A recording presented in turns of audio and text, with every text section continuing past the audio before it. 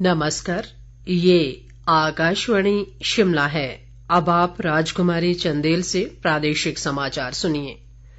प्रदेश विधानसभा का बजट सत्र आज से शिमला में शुरू हुआ।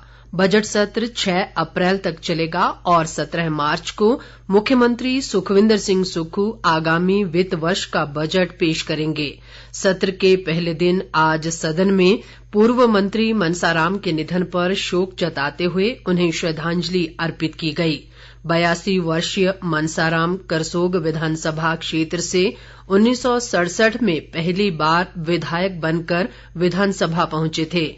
उन्होंने 6 चुनाव जीते थे। मुख्यमंत्री सुखविंदर सिंह सुक्खू ने मनसाराम के निधन पर सदन में शोकोद्गार प्रस्तुत किया। उन्होंने ईश्वर से दिवंगत आत्मा की शांति की प्रार्थना करते हुए शोकाकुल परिवार को इस दुख को सहन करने की कामना की।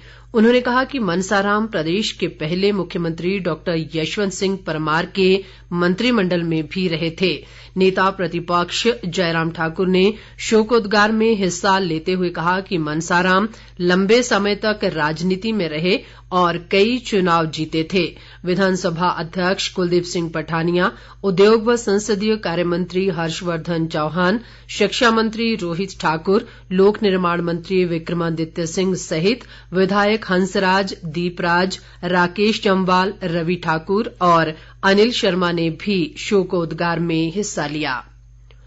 मुख्यमंत्री सुखविंदर सिंह सुक्खू ने आज राज्य का वर्ष 2022-23 का 13,141 करोड़ 7 लाख रुपए का अनुपूरक बजट विधानसभा में प्रस्तुत किया।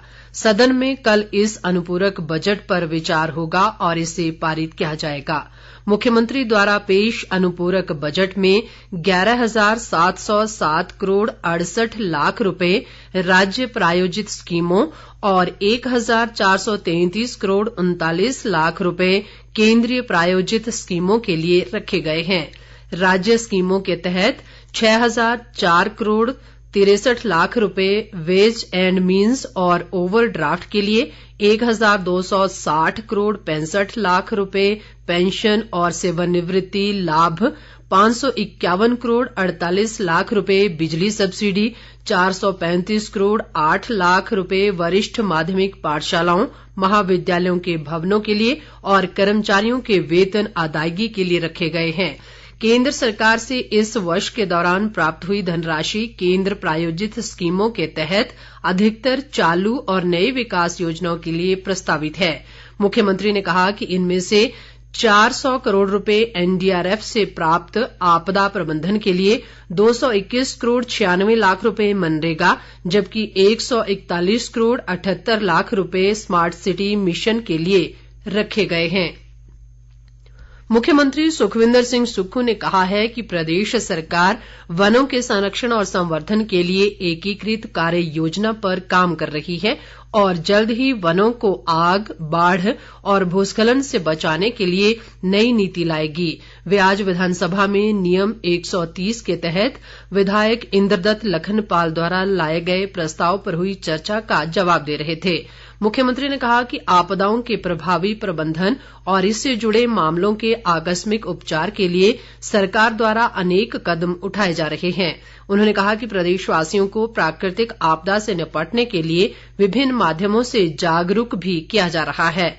उन्होंने कहा कि प्रदेश में चीड़ के जंगलों में चीड़ की पत्तियां आग का मुख्य कारण है। इन पत्तियों को एकत्रित करने और वन भूमि से हटाने के लिए सरकार ने एक नई नीति बनाई है। इसके तहत पाइन नीडल आधारित उद्योग लगाने के लिए पूंजी निवेश पर 50% सब्सिडी देने का प्रावधान किया गया है।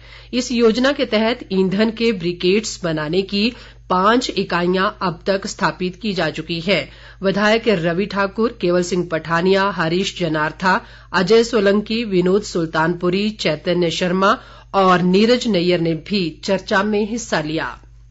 हिमाचल प्रदेश में जल विद्युत उत्पादन पर जल उपकर लगाने का रास्ता साफ हो गया है।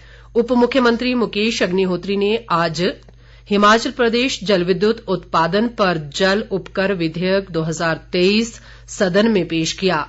अग्निहोत्री ने विधेयक पेश करते हुए कहा कि ये कानून उत्तराखंड और जम्मू कश्मीर में लगाए गए जल उपकर का विस्तृत अध्ययन करने के बाद लाया गया है। इसके साथ ही ये समाचार बुलेटिन समाप्त हुआ। नमस्कार।